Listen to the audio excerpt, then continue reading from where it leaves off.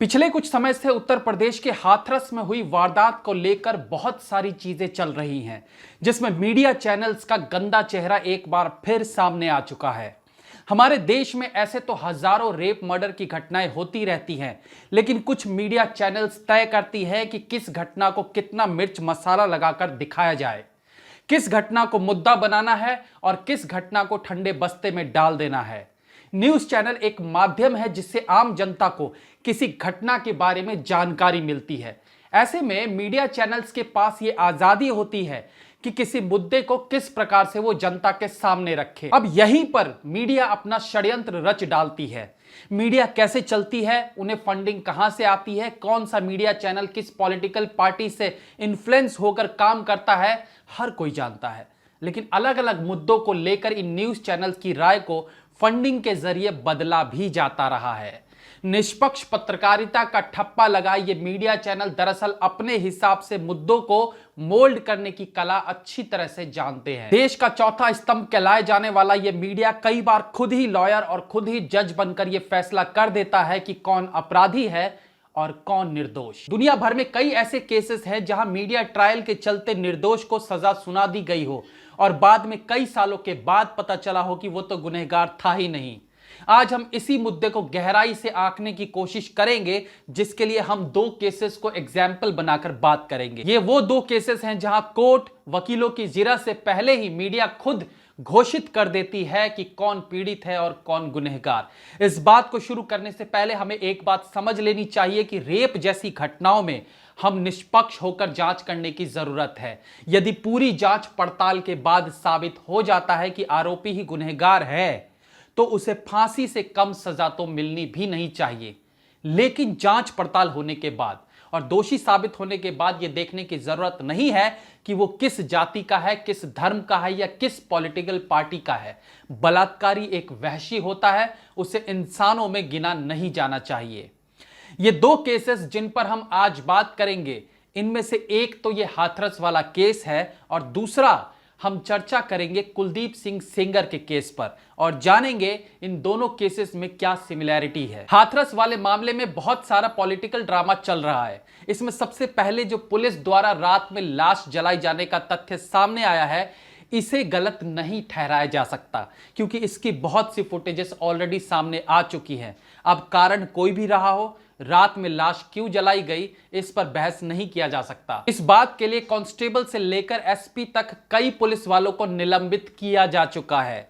जैसे कि आप सबको पता है कि इस घटना में पीड़िता की मृत्यु से 15 दिन पहले उस पर हमला किया गया था, जिसके बाद उसे दिल्ली के अस्पताल में भर्ती कराया गया। शुरुआती दौर में पीड़िता के परिवारजनों ने बलात्कार की बात कही ही नहीं है। उन्होंने मारने की कोशिश की रिपोर्ट लिखवाई है, जो कि पीड़िता की मां की उस वक्त की एक वीडियो से पता चलता है। इसके बाद जब कांग्रेस के एक नेता पीड़िता के परिवार से मिलने पहुंचते हैं, उस दिन से इस खबर को उछालना शुरू किया गया। धीरे धीरे इसमें हड्डी टूटने, जीभ काटने और सामूहिक बलात्कार जैसी बातें जोड़ी जाने लगी। अब जब पीड़िता संघर्ष करते करते अस्पताल में दम तोड़ देती है, तब इस घटना में घी डालने के लिए मीडिया चैनल से लेकर विपक्षी पार्टी सब क्रांतिकारी बन जाते हैं। आपको बता दूं कि जब तक पीड़िता अस्पताल में जिंदगी से जंग लड़ रही थी, तब तक ना कोई मीडिया वाला उनसे मिलने गया, न राहुल गांधी, न प्रियंका गांधी, जिनका घर उस अस्पताल जहां वो पीड़ित एडमिट थी उससे केवल 8-10 किलोमीटर की दूरी पर था। लेकिन सबकी आंखें खुलती है जब उस बच्ची की मृत्यु हो जाती है। अब शुरू होता है राजनीतिक खेल, जिसमें पॉलिटिशियंस और मीडिया आगे आकर इस केस को हवा देना शुरू करते हैं। आप कई वीडियोस में देख सकते हैं कि कैसे कुछ न्यूज चैनल्स गिद्ध बने इस पूरे मुद्दे को भुनाने में लगे हुए हैं। पहले केवल मर्डर का मामला था जिसमें एक व्यक्ति का नाम सामने आ रहा था, धीरे धीरे इसमें 4 लोगों का नाम आ गया। मर्डर अब गैंगरेप में बदल जाता है। हालांकि उनमें से कुछ आरोपियों के पक्ष में सबूत मिले हैं कि घटना के वक्त वो वहां मौजूद ही नहीं थे। इस घटना में कई ऐसे तथ्य मिले हैं जिनसे पता चलता है कि दरअसल ये मामला पुरानी रंजिश का है, जिसे तमाम न्यूज चैनल्स और पॉलिटिशियंस जाति का रंग देने की कोशिश कर रहे हैं। अब आते हैं कुलदीप सेंगर के केस में, जहां मामला बलात्कार और मर्डर का ही था। बीजेपी के नेता कुलदीप सेंगर पर एक लड़की के साथ बलात्कार और फिर मर्डर का मामला है और साथ ही साथ लड़की के परिवारजनों की हत्या भी शामिल थी। यह केस जब मीडिया में आया तो मीडिया ने खुद को सर्वोच्च मान लिया था और बिना किसी जांच पड़ताल के ही रात दिन न्यूज चैनल पर कुलदीप सेंगर को दोषी बताया जाने लगा। इसे कहते हैं मीडिया ट्रायल। हम इस बात पर आशंका नहीं जता रहे कि कुलदीप सेंगर गुनहगार था या नहीं, हम केवल इस केस से जुड़ी कुछ चीजों पर सवाल पूछना चाहते हैं। यह सवाल इसलिए भी जरूरी है क्योंकि सेम यही कंडीशन अब हाथरस केस में भी हमें देखने को मिल रही है। हाथरस केस में भी अब यह बात सामने आ रही है कि दोनों परिवारों के बीच पुरानी रंजिश थी जिसके चलते यह हत्या हो सकती है। सेम यही केस सेंगर वाले मामले में भी था। क्या किसी मीडिया चैनल ने इस केस की जड़ में घुसकर दोनों परिवारों के इतिहास पर खुलासा करने की कोशिश की? कुलदीप सेंगर और उनके परिवार के अनुसार वो उस पीड़ित लड़की जिसके बलात्कार का केस उन पर चल रहा था उसे कभी उन्होंने देखा भी नहीं है। लेकिन चलिए इस बात को छोड़ देते हैं क्योंकि आरोपी ऐसा ही कहेंगे। लेकिन फिर इनके खानदान के आपसी रंजिश को कितना खंगाला गया? क्योंकि लड़की और फिर बलात्कार का मामला था तो क्या आरोपी पक्ष को सुनने की जरूरत नहीं थी? हो सकता है कुलदीप सेंगर दोषी हों, लेकिन तो भी क्या इस मामले में कोई ठोस सबूत मिले हैं आज तक जो उसे आरोपी बताते हो? नहीं, केवल लड़की का बयान है और मीडिया ट्रायल। अब आपको बताता हूं कि कौन सी चीज है जो इन दोनों केसेस में कॉमन है। जी हां, कॉमन है नार्को टेस्ट की मांग।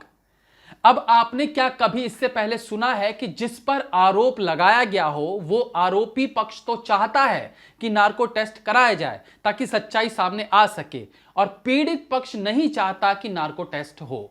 जी हां, ऐसा हमने हाथरस केस में देखा है और इससे पहले यह हुआ था कुलदीप सेंगर केस में, जहां कुलदीप सेंगर की पत्नी ने खुद नार्को टेस्ट कराने की मांग की थी, लेकिन पीड़िता का परिवार इसके लिए राजी नहीं था।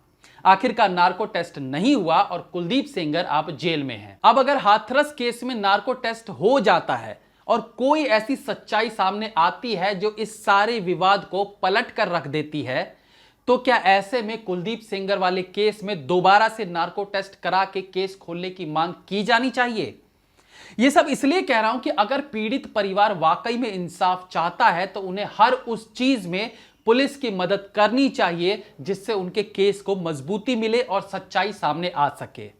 लेकिन यहां तो उल्टा ही है, खुद पीड़ित पक्ष नहीं चाहता कि नार्को टेस्ट कराया जाए, जब आरोपी पक्ष इसकी मांग कर रहा है, जैसे सेंगर वाले केस में किया गया था। हम मानते हैं कि देश में महिलाओं के साथ इतने जघन्य अपराध हो रहे हैं कि उसे देखते हुए हम सब का खून खौलता है।